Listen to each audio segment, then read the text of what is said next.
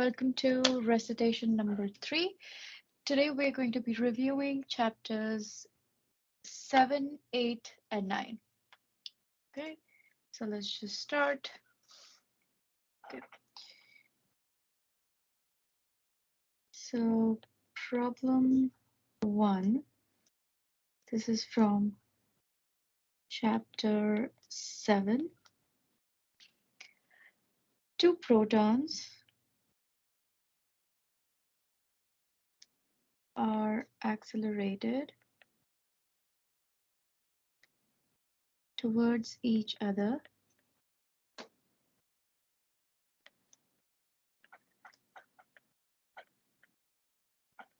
with initial speeds of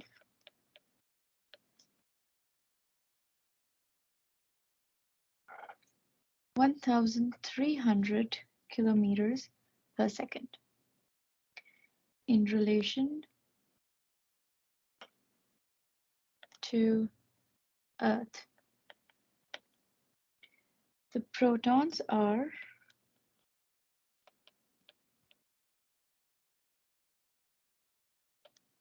initially at rest and no, they're not at rest, in fact. So the protons are initially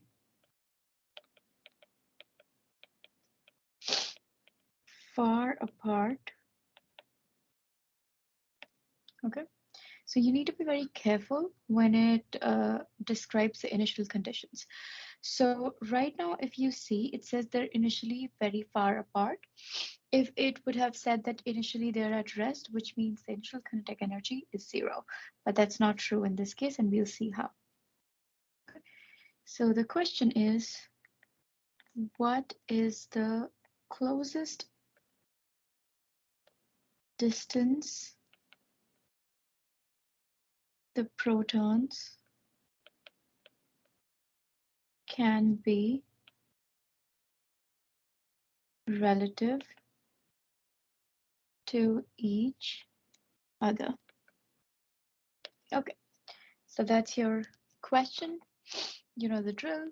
Just pause for a few minutes and try solving it. Okay, so let's see what the solution is. Okay, so remember that I just said that the initial conditions make a lot of difference. So here it says that they're far apart, right? And they're accelerated towards each other at 1,300 kilometers per second. So this means, according to conservation of energy,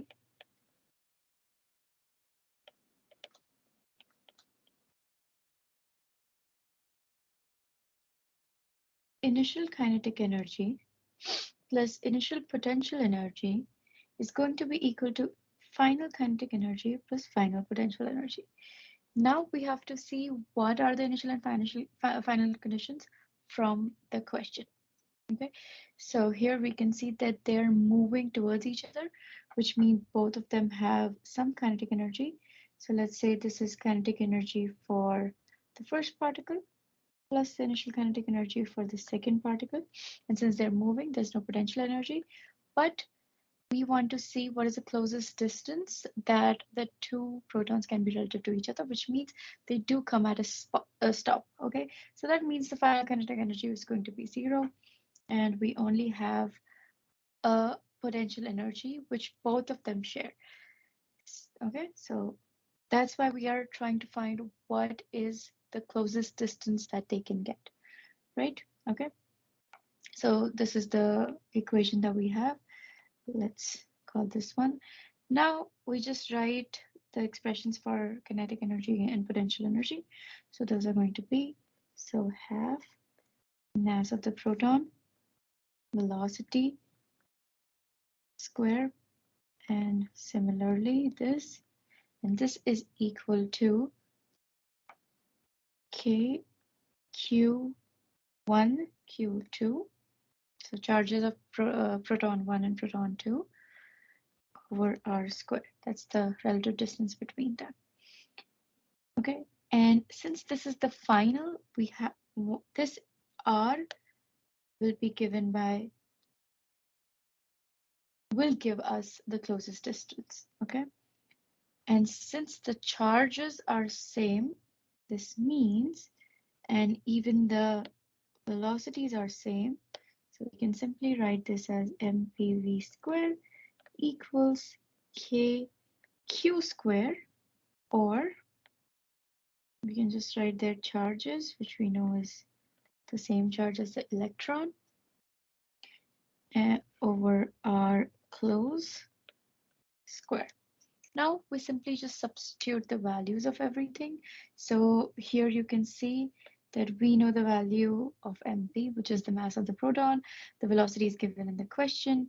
We know what k is. We know what the charge of the proton is. So substituting,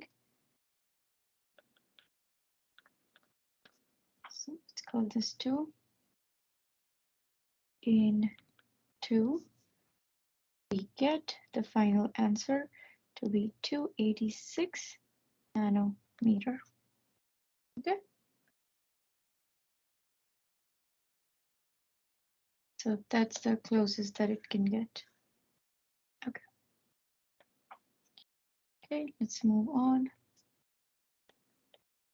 Problem 2. This is going to be from chapter 8.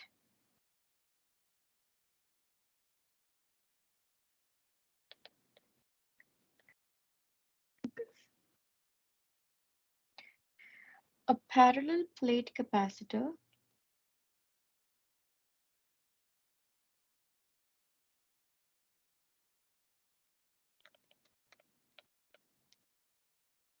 contains a uniform charge of 1.0 N C with a 1.0 centimeter separation between the plates. Okay, the capacitor is connected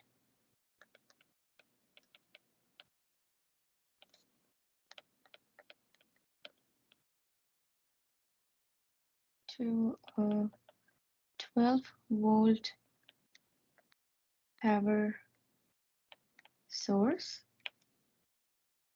Okay. The question is,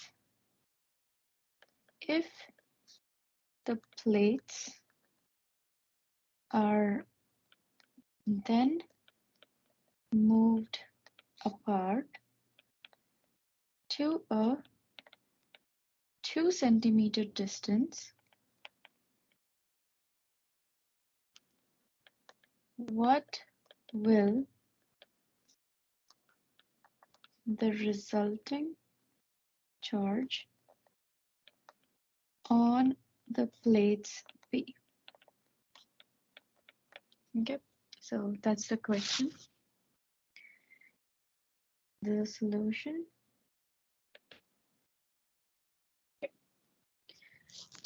The solution is very simple. It's more intuitive than numerical. So we know that capacitance for a parallel plate, that's my notation for parallel plates. For a parallel plate capacitor is inversely proportional to the distance between the plates, right? So we have this, which means that the capacitance drops by a factor of 2, right? So we know that Q, which is a charge on the capacitor, is given by the capacitance times V. Now we must see here, now we can easily see that the charge must decrease by a factor of 2. Again, why? It's the same reason as here, that since the capacitance drops by a factor of 2, the charge must decrease by a factor of 2 since the potential remains constant. So here it's just saying that the capacitance drops by a factor of 2. So here we can see that if this is dropping by a factor of 2 and this is remaining constant, we know that the charge must decrease by a factor of 2. So that's your solution. I mean, we can just say that the charge decreases by 2. So initially we have a charge of this. So now if we decrease it by 2, we get the answer to be 0.5 NC. Okay, so that's your answer.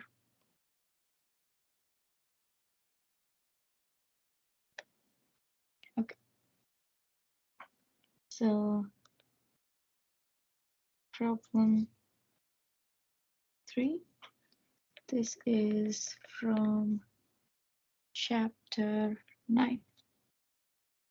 Okay.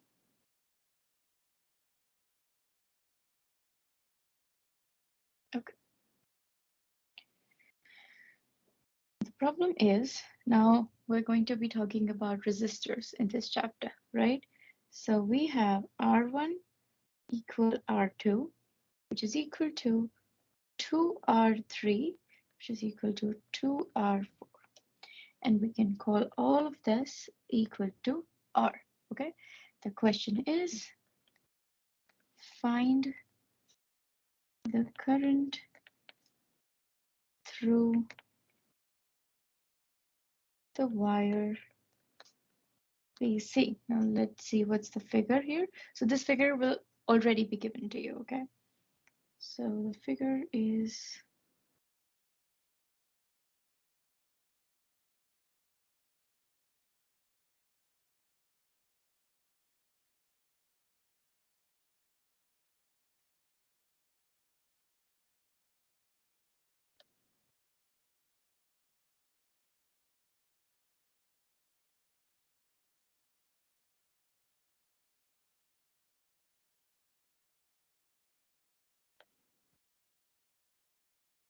I'm not sure if it's visible properly.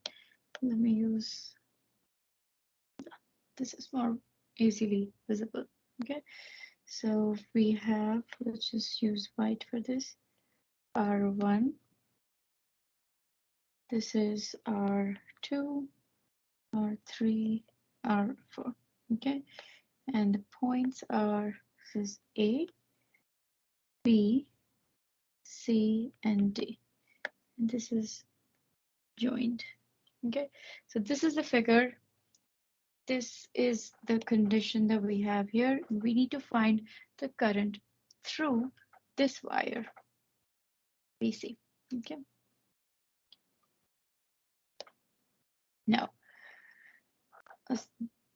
the solution for this is, now if we look at this circuit, we already know that R1 over R2 is equal to R3 over R4.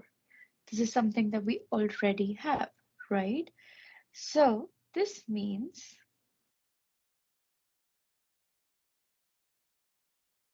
and why this is true Okay, so you can see, let me just write. So if R1 is equal to R2, and all of this is equal to, again, 2R3, 2R4, this is equal to this, we can easily conclude this fact. Okay, so this means that the potential drop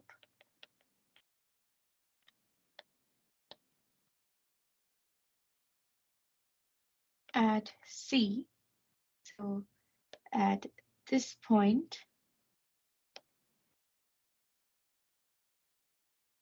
is implied by a potential drop at B, which means, so which further means that B and C are at the same potential, implying that there is no current. So current equals 0. Okay.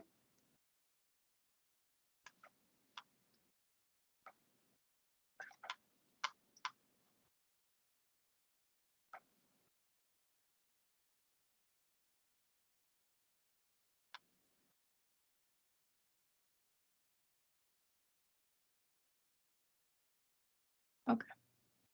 So moving on.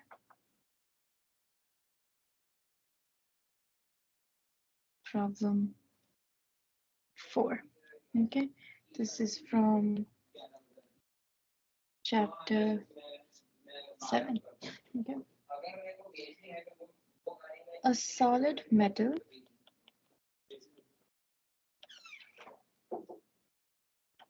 sphere with radius A is concentric with the empty shell of inner radius B and outer radius C. The potential difference between the solid sphere and the shell is VAB. Okay. The question is, find the expression for the charge Q on the inner shell and solve for the electric field between the solid sphere and the shell inside. Okay. So now first we need to find the expression for the charge Q, and then we need to solve for the electric field between the solid sphere and the shell inside. So let's begin. We know. So even though I'm not saying it again and again, I would request you all to read the question, pause the video, and then take few minutes to understand how to proceed. You don't need to solve the entire problem, but if you can read the problem and understand how to proceed from here, that's good enough, and then you can come back and go through the solutions. So hoping you've paused and now you know how to proceed. So the first step, we know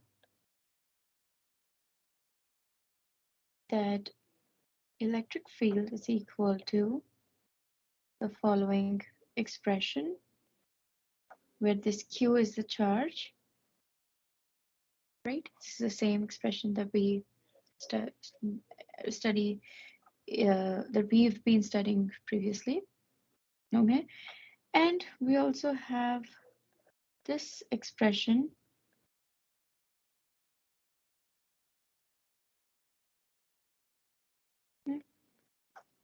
right? So this is given by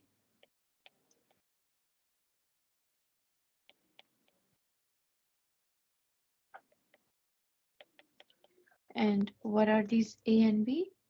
So if you carefully look at the question, the radius of the metal sphere is A. So we need to find the potential. Okay, so why are we only taking between A and B? It's because we need to solve for the electric field between the solid sphere and the shell inside. So A is the radius of the solid sphere and B is the inner radius of the empty shell. Okay, so that's why between A and B. Okay, so now from here we already have this, so we can easily find Q from here, which is 4 pi epsilon naught VAB 1 over A minus 1 over B. Okay, we just rearranged this. Okay, now since we have the expression for Q, we can substitute here. So substituting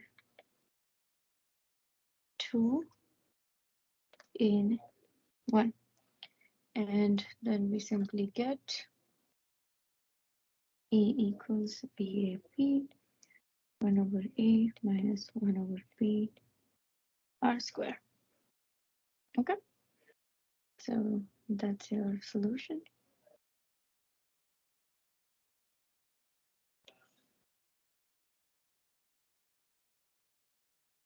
Great.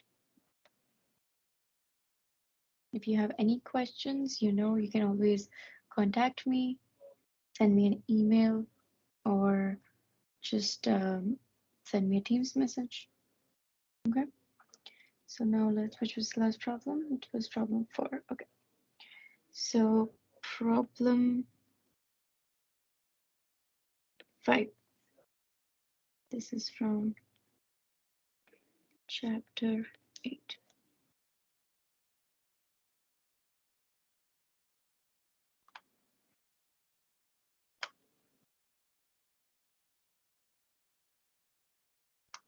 Okay.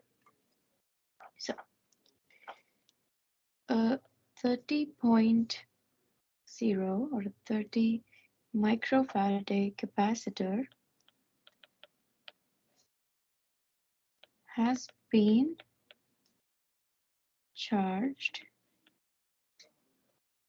to an electric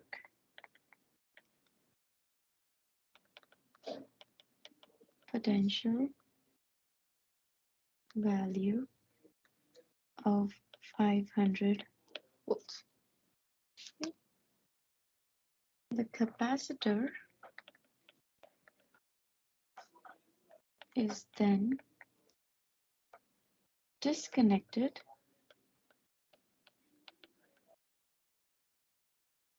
from the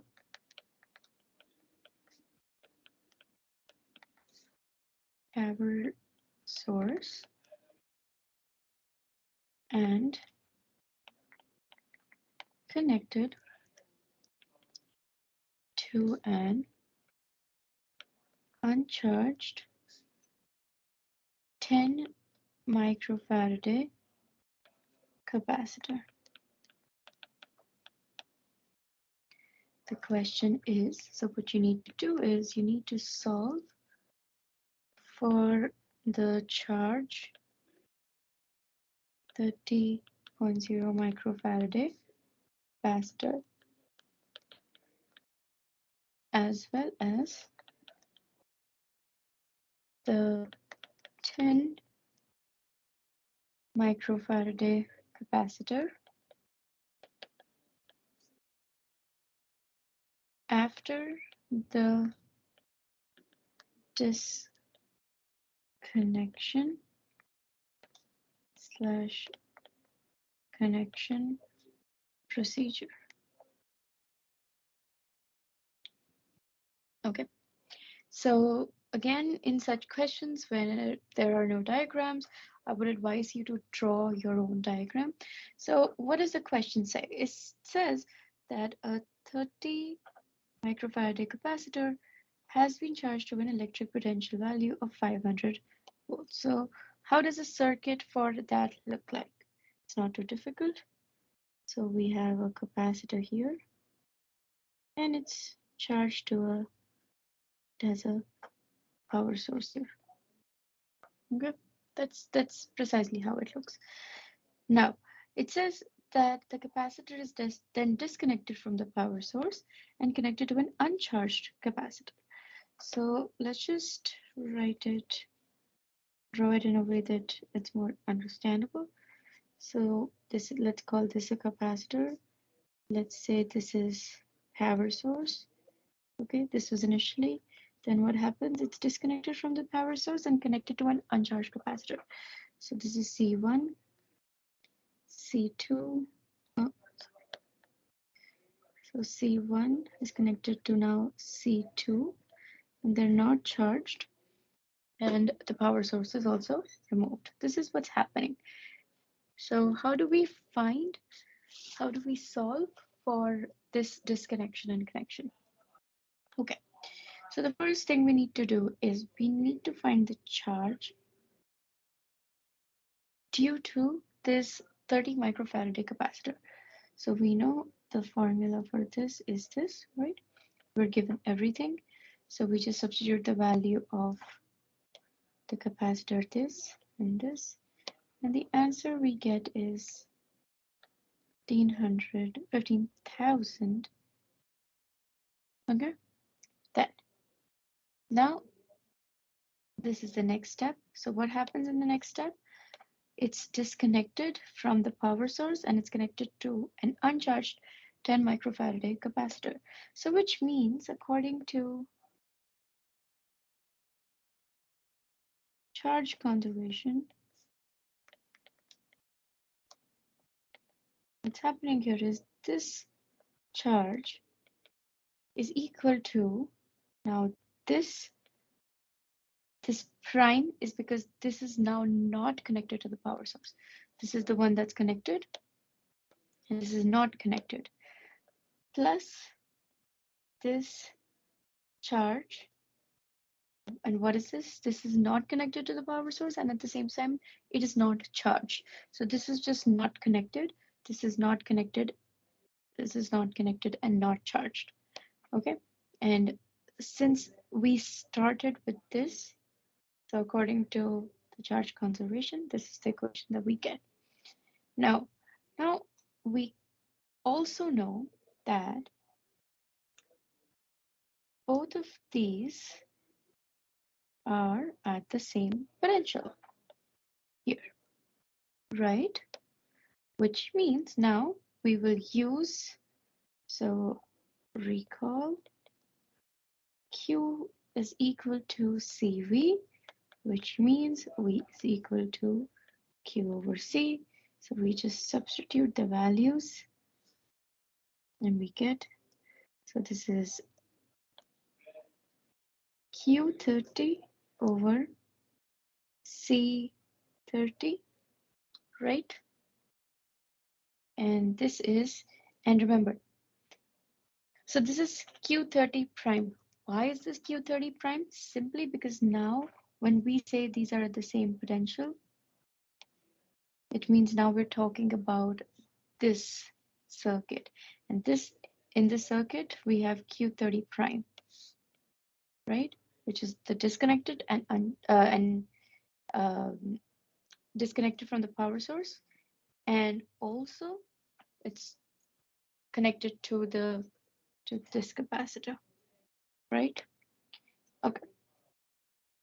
So and this one is simply Q10 prime over C10, right? Now we know that from here Q10 prime is, we can write this as C30 minus Q30 minus Q30 prime over C10. Now we just need to rearrange. So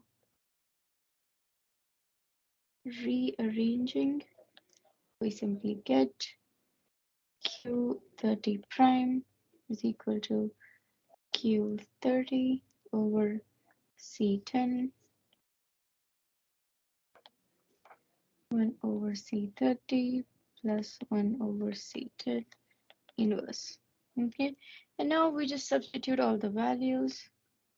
So substituting all the values we get, let's just substitute 15,000 over 10 over 30 plus 1 over 10, and the answer we get is this. Okay, but this is just for, so this is Q30 prime. Now we also need Q10 prime, and we already know what Q10 prime is. So Q10 prime is equal to Q30 minus Q30 prime. We already have Q30 prime from here, and Q30 we already found out initially.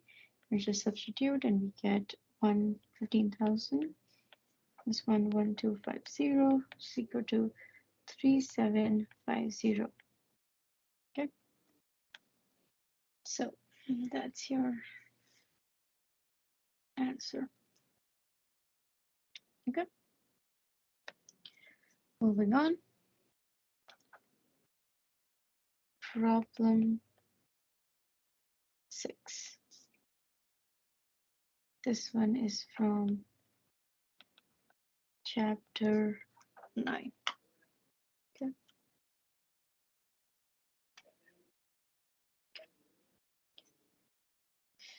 So the problem is, in a circuit, two conductors A and B are connected in series. Okay. The resistance of conductor B is eta times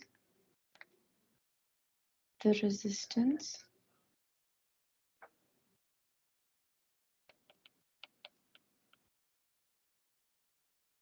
of conductor A. Okay. Alpha A and alpha beta, or just B, so alpha B, are their temperature coefficients respectively.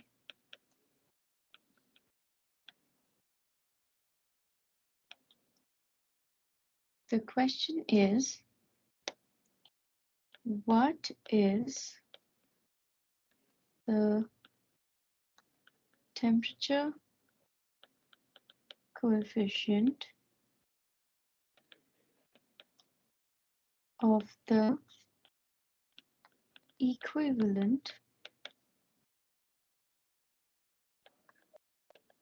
resistance of the two conductors in series. Okay, so this is a pretty straightforward question. So let's just see what are we given. So solution. So the things that are given to us are, first of all, that we have two resistance, right? R, and they're in series. So R1 plus R2 gives R. So this is given from the fact that they're connected in series. The second one is that since we have the temperature coefficients, we know that RA, or let me just write A and B here. Okay.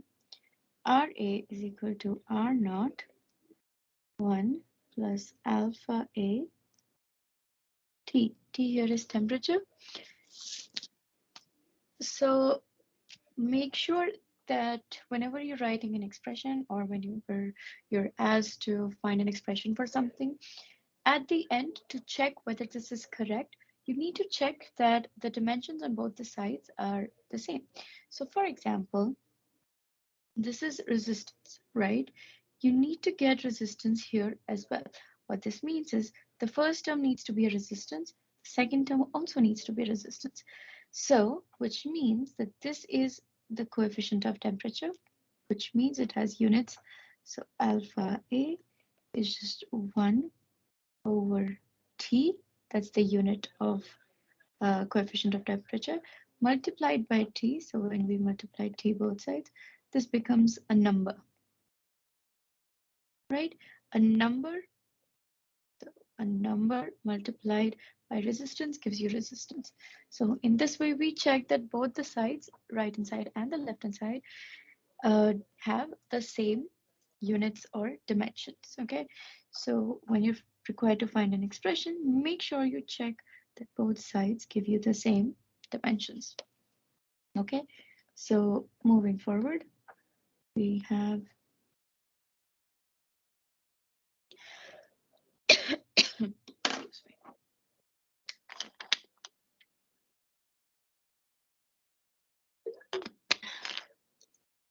okay. So again, this is given by this. Another thing that is given in the question is that RA or RB is equal to eta times R, right? It says that the resistance of conductor B is eta times the resistance of conductor A. So these are the things that are given to us. Now what we need to do is we need to find the equivalent resistance, which is this and its coefficient. So what do we find? So R is equal to RA plus RB, right? And we can just write its expression. So RA is R naught A plus R naught A alpha A T plus R naught B plus R naught B alpha A times alpha B times T. Okay.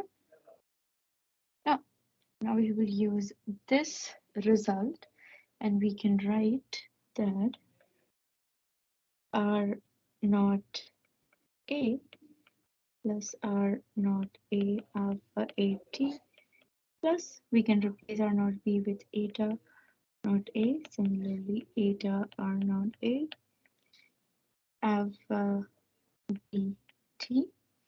Now since everything is in R naught A, we can write R naught A equal to 1 plus eta plus, now we can also take this T to be common.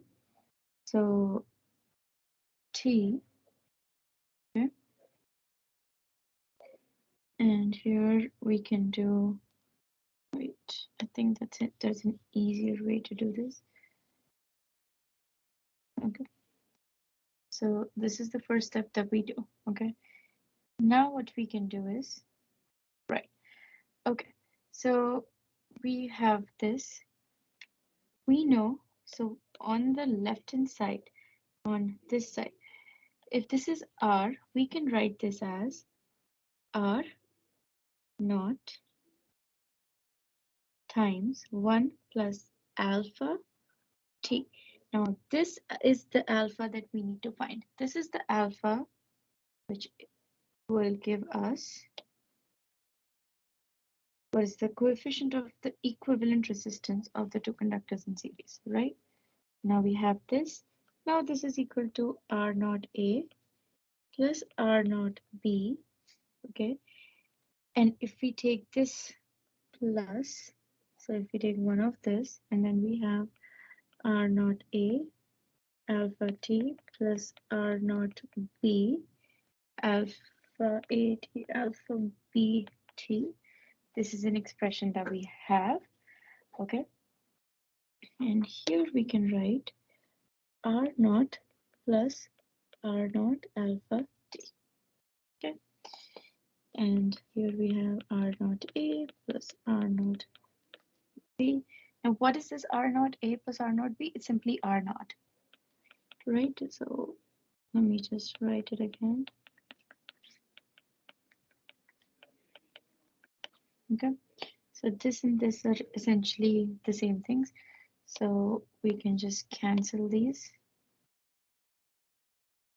Okay, so now what are we left with? We have R naught alpha T equal to R naught A by T plus R naught B for BT. Now remember again, what is this R naught? It's R naught A plus R naught B. Okay, for T. A alpha AT plus B alpha BT. Now we're able to see what will be the value of this. Why? Because now we can essentially cancel this T. So we get R naught A. And now we will use the fact that R naught B is just eta R naught A. So R naught A alpha A, and we cancel the T, plus eta R naught A alpha B. Okay, we have alpha here. Okay, now R naught A, we can take common and we get 1 plus eta alpha. Take R naught A common, we get A plus eta alpha B. Okay, R naught A's get cancelled.